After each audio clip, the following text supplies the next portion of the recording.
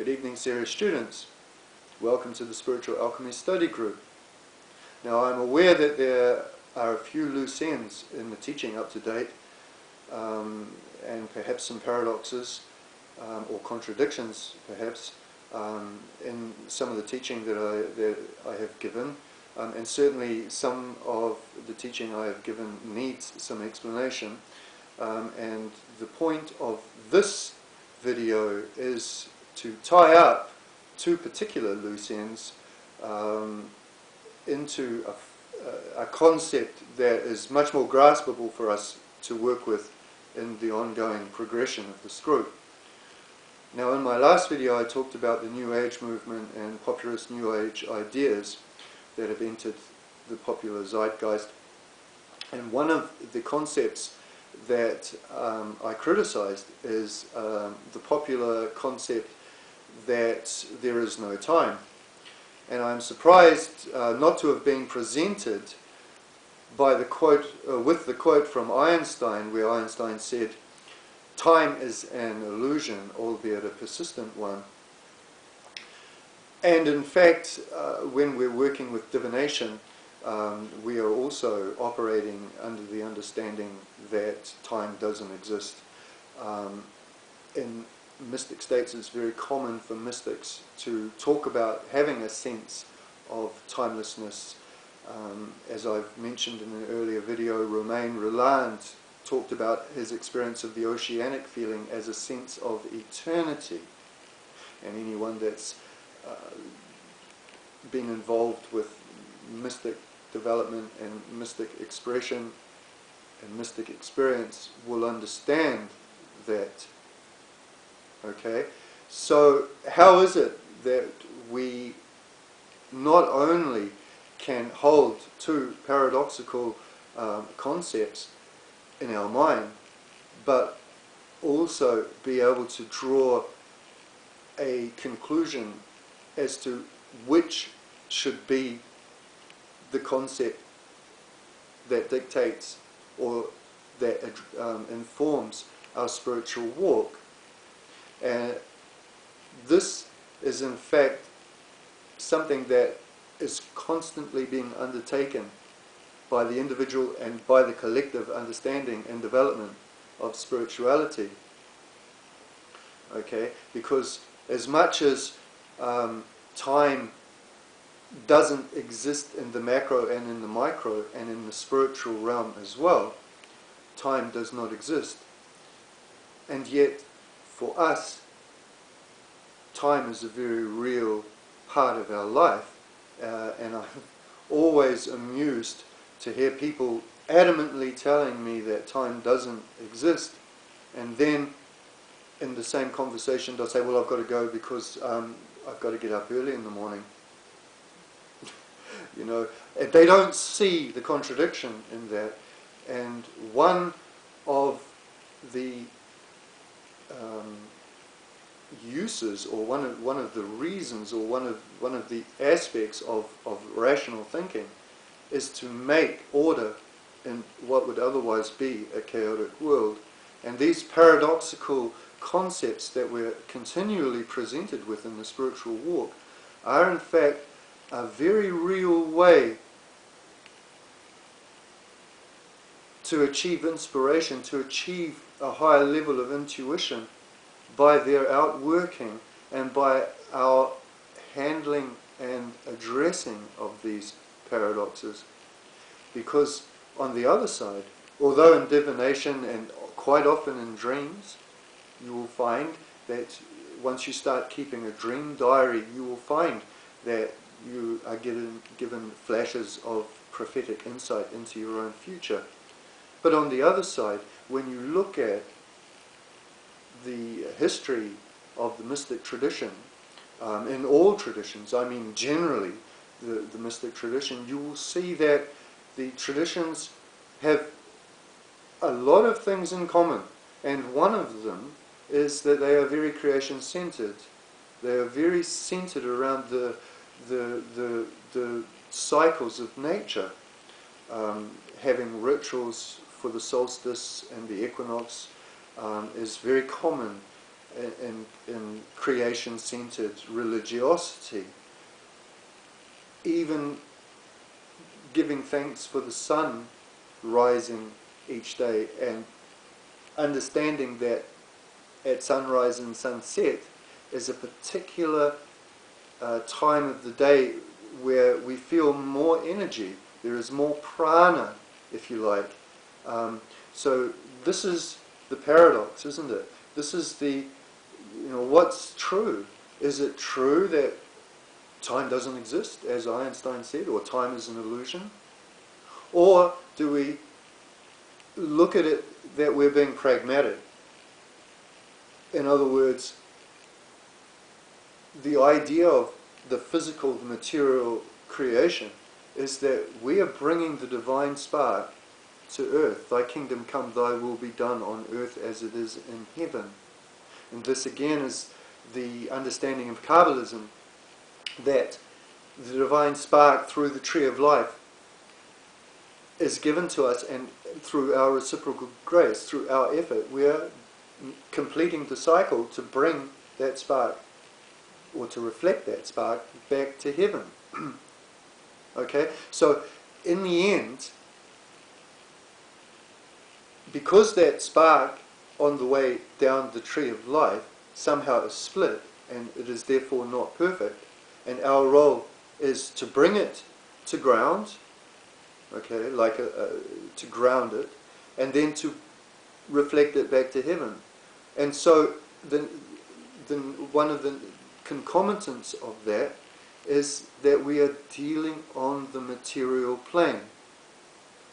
Alright? And if you want to live a creation-centered life, if you want to live a so-called back-to-nature existence, which every mystic should and would be driven into such a lifestyle, things like growing a garden. How do we grow a garden if time doesn't exist? How do we understand the seasons for our garden, or even just for foraging and things like this? You want to have a wood stove. Yeah, we've got a wood stove. You can't operate a wood stove without understanding about time. Alright, especially when you're chopping your own wood and you understand that it takes time for the wood to dry sufficiently to burn. And in the end, generally people who are doing it like this have got different piles of wood that they know when each of them was stacked and chopped and stacked, and then you start rotating and you understand what I mean. This is why I'm always emphasizing that spiritual alchemy is practical. We bring it into our life. It is part of our life. It's not some pie in the sky theoretical speculation. Okay? It is a reality that we feel and that we live. And the thing is, although there are paradoxes, and don't be afraid of loose ends, don't be afraid of paradoxes, but the nature of rational consciousness is to make order out of these paradoxes so that we can have an answer that suits us, that works for us. And this is how we have fulfillment in our life. This is how we solve these paradoxes, by understanding that we can experience, for the example of that time doesn't exist, we can experience this timelessness in our states. We can even bring that sense of timelessness into our life when we're living in the moment. But at the same time, we are planning our garden and what to plant and when to plant, and when we know certain vegetables or crops are going to be ready for us to eat, how we can store them, why we need to store them, all of these aspects. This is what brings integration for us. Okay? And when you get someone like Jim Carrey, who's trying to tell us that we don't have an identity and we shouldn't be pursuing an identity, and then someone gives him the very predictable problem for him to solve about all of the different things that he is involved with in his life and how these automatically create an identity for him, he has no answer. And in fact, I've posted a video, I will post a video under this in the comments of him doing exactly that. And the moment someone asks him that, you can see his inner frustration. You can see his malaise, his inner turmoil, that he is trying to find some sort of balance in there. He is trying to find a spiritual fulfillment in his life. But all of these non-dualist, popularist answers like there's no time, there's no self, there's no identity, they don't work. Alright? If you look at the mystics, our tradition of Western mystics in particular, you will see that they had no problems with identity. Raymond Lull called himself the fool for God. In the New Testament, Jesus is attributed to have spoken of many identities as a family member and son and the rest of these things. And not just the Son of God, but the son of his family or his mother and a brother. Do you understand what I mean? We cannot not have an identity. So to try and say we don't have an identity is just creating an existential problem for yourself. Okay? The reason that people are doing this is because they want to grasp something beyond them. They want to grasp the eternity. And they don't understand how that is done. They think that if I just keep thinking eternal thoughts, if I just keep thinking these idealistic spiritual concepts that time doesn't exist, or there is no self, which that one alone is debatable anyway, but time doesn't exist, or these sort of high, so-called higher ideals, this is their attempt at trying to grow, at trying to become bigger than their ego self, and it doesn't work. I thought long and hard about whether I should put this video of Jim Carrey connected with the video that I am making, where he talks about the Christmas tree and Santa Claus, Kundalini energy and not having an identity and all these things. But because he sets himself up as being a spiritual guru, or at least a teacher, or at least someone who's woke and wants to help other people wake up, he's put himself out there, so I have a right to use his very graphic illustration for this group to show you this person's not finding his soul that way. He has a lot of inner conflict, it's very clear, and the way that he is going about it with these feel-good one-liners, this popularist New Age non-dualism, isn't working for him. This group is about what does work. Now, I spent 35 years going through all of the literature and experimenting with all of these things. I mean, don't get me wrong, I've been there. I've tried holding on to these concepts that we have no self and there is no time and all of these. I've spent many years experimenting with that, and it does not work. And I know many, many people who have tried that. And most of them have just stuck there, despite the fact that they know themselves that it doesn't work. Jim Carrey is so outspoken. He is like a street corner evangelist because it's not working. Right? Anyone where it's actually working, they wouldn't need to be going out like he is doing, like a street corner evangelist, trying to convince himself of his own teaching. Okay? What I am doing does work, and the fact that I have this group is not an illustration of that it doesn't work. It is because now I want to actually share it with people. And the way that I have learned that we bring the eternity into our life is to understand the dynamics of the archetypes. Okay? And that is the reason why I have given as an introduction to this group and emphasized the ritual that we should be making to introduce and welcome the higher self, the archetype of the higher self, our instinctual angel, if you like, or our spirit guide into our life, to constellate that archetypal energy, that instinctual energy that we have in the deeper transpersonal level of the collective unconscious that we're born with. Okay, and there are other dynamics to the archetypal energies that we also can bring into our life, obviously living a natural life. I mean, even now in science, in sociology and neurology and psychology, there's a lot of literature showing that just to be in nature, to hug a tree, these things are bringing part of that eternal dimension into our life. To go to the beach, to swim in salt water, all of these natural things. I can add to that, grow a garden, right? Get your hands dirty. In fact, I shared a link not long ago about how there are micro organisms in dirt that actually stimulate chemicals in our brain that make us feel happy.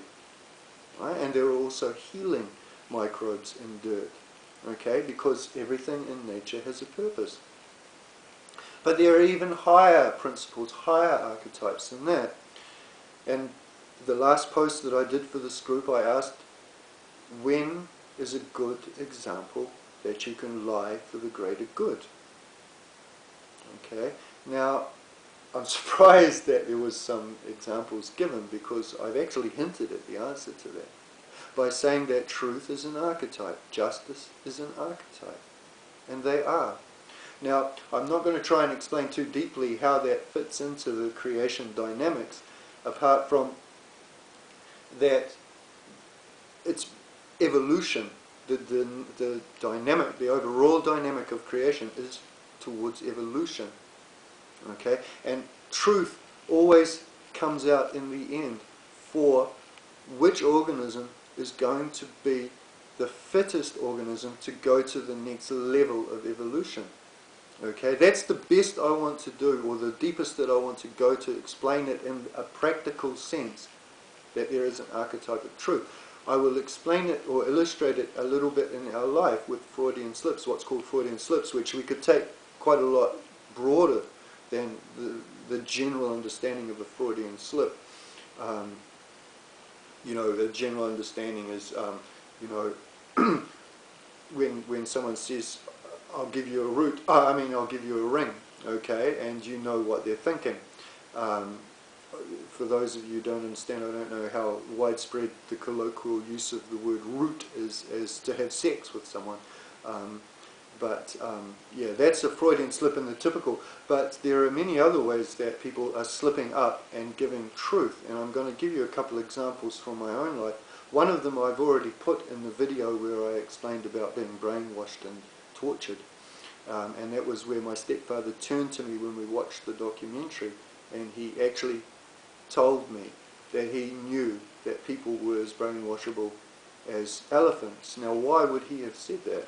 Okay, it's like the truth is always pushing out. Okay, and there were other memories that I always had. For example, he used to always call me, to my mother, he would say your son. He would never say our son. He would say, well, not always, he would often. He would never say our son, and he would often say your son. Right? And why would he do that? I mean, you know, especially as I was getting older.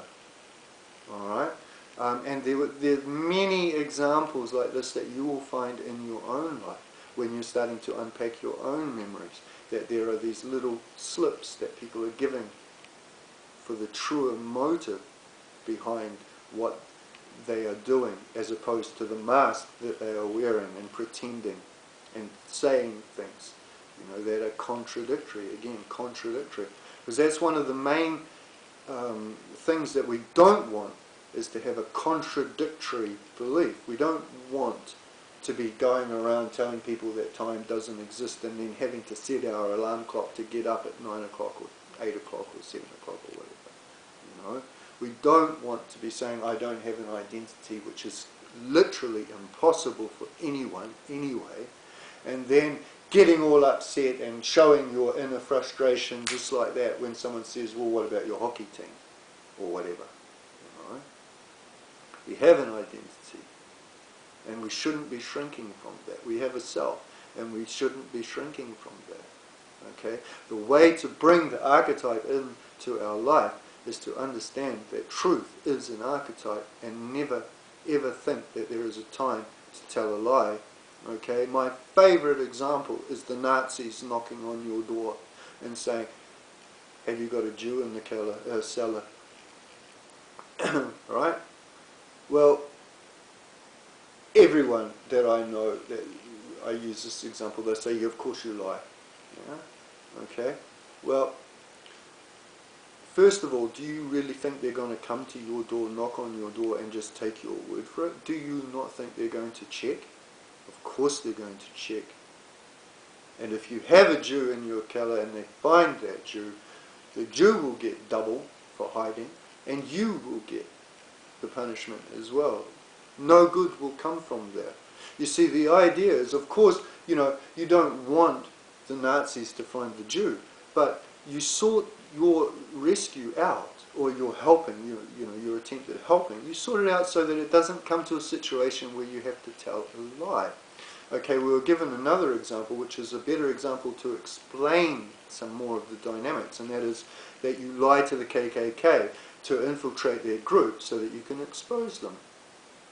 Okay, now I'm going to deal with this firstly on the material practical sense, and then I'm going to go into the more esoteric or spiritual aspect, the archetypal aspect, if you like. The first thing is it possible to infiltrate the group without lying? And the second thing is that lies are a power, okay? Like I said before, words are a spell, okay? As soon as you start lying, right, that's a first domino, and you have to continue with it, all right? Now, what if there's someone in the KKK that's being influenced into that group by friends or family that wasn't so sure, knows you outside of the KKK, you enter the KKK, say, yeah, no, I hate Jews, or whatever they say, blacks or whatever, and then all of a sudden you are adding to the critical mass of that group for that person who was questioning it before. You're helping them to think more along those lines. Okay? You're bringing negative energy, you're creating the noosphere to be larger as far as the case. You're actually helping their brainwashing by lying and saying, yes, I agree with it. And I mean, what's the end process? What happened from that person that exposed the KKK? The KKK still exists. Okay? So even if that's the only way to get in there, even despite the fact that you're starting to create their bubble of their critical mass of thinking, you're helping it get bigger, right? And that's when I come to the spiritual side, that's a big thing. But even in the practical sense, you can, you don't have to think too hard to think, well, yeah, there probably were a few people in there that are now going to be more confident in the KKK because I've just come along and thrown my weight behind it. Okay? Again, I mean, it didn't end the KKK. It wouldn't even have ended that particular branch of the KKK, I'm sure. All right? That's not the way. You don't fight lies with lies. Because once you tell your first lie, you've flipped a first domino. And this is how people become pathological liars, because they have to keep protecting their first lie. Oh, what a wicked web we weave when first we start to deceive. That is incredibly profound. And so many people are pathological liars. In fact, lying becomes very often institutionalized, and not just in groups like the KKK. Okay, I won't go into this, but it becomes very big. Whole communities, large communities, are carrying lies, and they become pathological liars because of that. Okay, and the other thing is, there are better ways. Just like it's not the answer to put the Jew in your cellar, because the moment that the Nazis are knocking on your door, you're going to be faced with having to tell a lie. It's not going to work. The chances of your lie working are so slim, it's not worth taking that chance. You do something else. You plan a way to help the Jews so that you don't have to lie. If you want to do something about the KKK, you're parking the ambulance at the bottom of the cliff in any case by thinking, well, if I expose these guys, then, I'm going to end the KKK. You're not. You're not going to end the KKK. You're not going to end that chapter of the KKK. All you're going to do is create a bigger battle or a war. You're creating a battle. You're going in there, right, with a lie against their lies, so that it's a battle of lies. That's what it is. And it's not going to, it's just going to make them angry. It's just going to give them, right, the ammunition to use against you and anyone else that's against them. Oh, you're just liars, you know, and that's exactly what they'll do. They don't care that they're liars. They don't see themselves as liars. You see, this is the dangerous, this is the slippery slope of lying for the greater good, which cannot be done, is that all of a sudden you've opened a door. What's the greater good? What's the greater good? I mean, I had a bookshop for a long time. Okay, and stealing books is actually books are one of the main things that people love to shoplift. Okay, and I specialized in spiritual books in my shop, and I could never understand how it was that people were coming in and stealing spiritual books. You know, they would be stealing books on karma. Imagine that, you know, because they had their first lie, because it was like, you know, lying for the greater good, whatever it was, it doesn't matter, it might have been one that most people would say was justified. But then all of a sudden that first domino, right, their first lie for the greater good became, oh, well, you know, that guy's making too much money, they, you know, because then they start manipulating things, you know, oh, well, he's making too much money, so I'm allowed to steal off him, right? And again, in the same way that lying, you don't lie, you never lie. You make it a principle not to lie, ever, for any reason. Okay? If you want to fight the KKK, right, if you want to be serious about it, going into their group and exposing their leaders is not the way to do it. Okay? Right? What's it called? That anonymous group. You know, they've just made a big song and dance because they were hacking computers to find some leaders. You know, there you go again. That's an example of you are guilty unless we can prove that you're innocent by hacking your computer. Right? They had a list of suspects. They decided we're going to hack these computers of all these people. You know, they were judge, jury and executioner, alright, by doing that. No good can come from that. No good can come from that. Right? If you want to fight the KKK, go to university and learn to be a teacher, right? Or a kindergarten teacher, right? Go and teach people, write books about it. That's how you fight these things. Don't think that you can go into a chapter of the KKK, pretend, lie to them, pretend that you're one of them and then expose them. That is open for failure straight away, you know, and it's open to get their backs up, to make them stronger, to make them want to fight harder, and you're just creating a war, right? If you want to stop racism, you don't park the ambulance at the bottom of the cliff. These sorts of things take generations, right? If you want to work for it, then you work in the education field, and you educate people that racism is not an intelligent perspective. All right? Now these are all just the practical sides of this. Just the you know, you don't have to be a spiritual person to understand what I'm saying.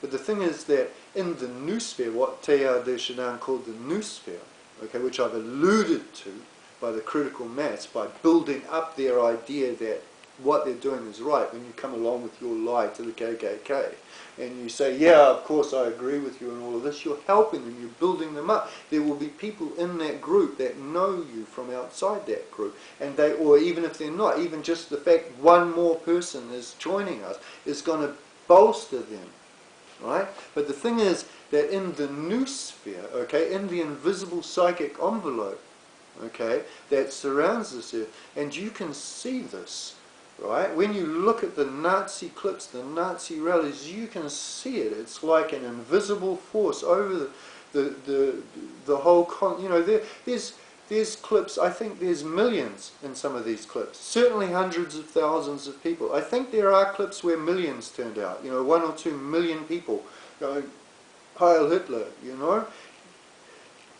They train police with this knowledge, okay? They train police that in a riot, watch out, because, not in a riot, in a large group, like at a rock concert or something like that, they are always on guard, because they know that one person can start a riot, okay? And I've seen that.